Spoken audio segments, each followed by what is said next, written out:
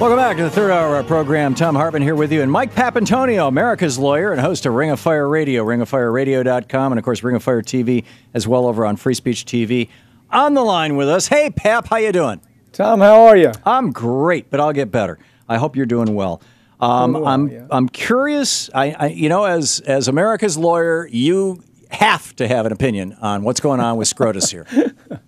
Well, SCOTUS is it's a dismal disaster. The public polling is showing that it's right now. Even though this is a court they're unaccountable.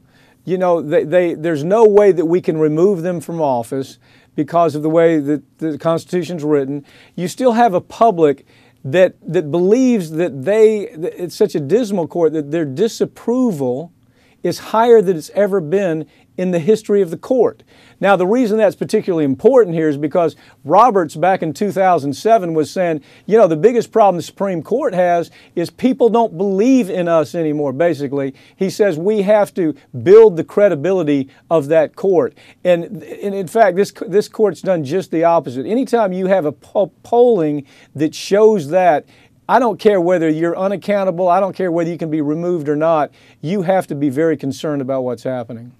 So, in the spirit of solutions, in the spirit of your speech last weekend in Chicago, what's the solution? Well, the solution is just to keep at it. I mean, at some point, the good news is that this is reversible. The trends that we're seeing are reversible.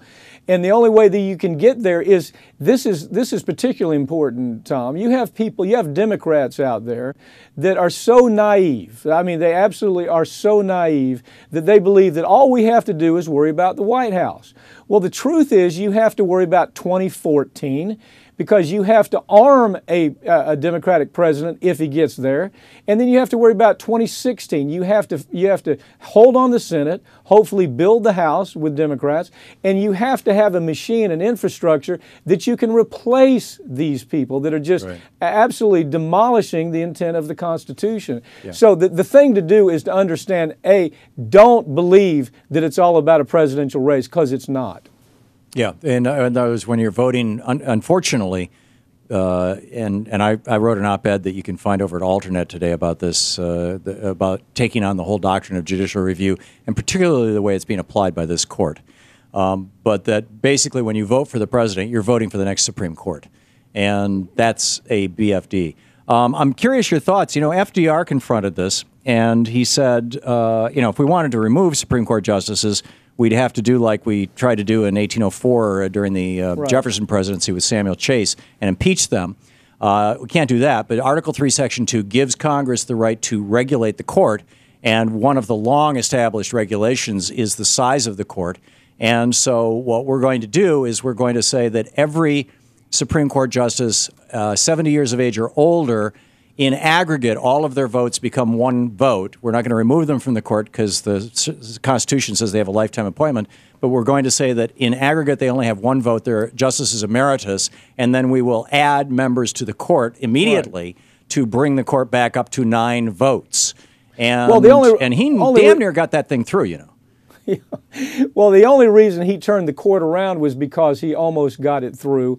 Right now, if you were to try that with the existing beltway as it is, I think you'd have a very, very difficult time. You're right. But it nevertheless is something to talk about. It's something to let these judges know, yes, you believe, Scalia, you believe that you're unaccountable. You believe that there's no way that we can actually just make you go away. That was a way to make them go away de facto. The other thing is this, Tom. I think it's critically important. Republicans, the smart Republicans, don't see what happened yesterday as a big victory. I can tell you, the real strategists don't look at say, this is a great day for us. And here's why. First of all, you had women. This is a court that is ruled in a way that is greater restriction on abortion. It's a court that has limited any kind of workplace discrimination. On at least 4 occasions, they've made various rulings that either directly or indirectly do that. That's a women's issue. Limiting family leave, that's a women's issue. So if you're a woman, I don't care how low information you are. I don't care how committed you are to what you believe is a Republican ideology. Real smart Republican leadership understands that what you have done is you have mobilized a voting arm that is going to be very angry in 2014 and 2016. Now, Hillary Clinton, for example, is smart enough to understand she's already started capitalizing on that today. She starts talking about it today.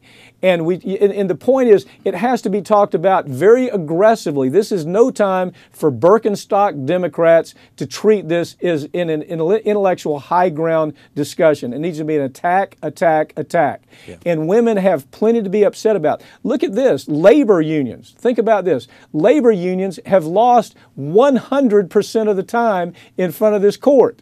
Now, the days we remember when labor unions thought, well, I think Ronald Reagan would be really good for us. Why don't we go out and vote for Ronald Reagan? Right. That worked out real well for Patco, didn't it? Yeah, it worked out really well. Now they're down about 6.7% of the market is now labor. Directly, if you trace it, it goes all the way back to Ronald Reagan. But they've lost 100% of the time. Now, isn't that a rally cry? You talk about minorities. Minorities have lost about 73% of the time anytime they've had something in front of the Supreme Court.